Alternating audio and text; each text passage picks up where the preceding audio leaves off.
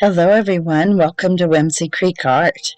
Alright, in today's video I'm going to do a quadruple toilet paper roll paint pour in 24 different colors, a bunch of rainbow colors.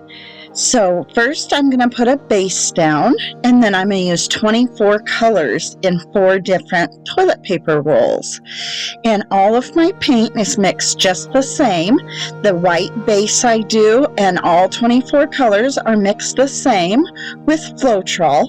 And down below in the description I do have linked to down below my recipe and my mixing video.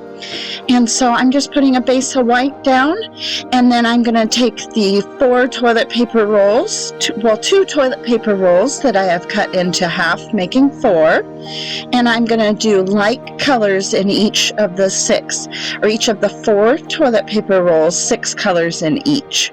And out of those 6 colors, only 1 has silicone. And so, all right, I'm going to just let the music play and let you enjoy this video. Please comment down below if you have any questions. Thank you so much and have a great week.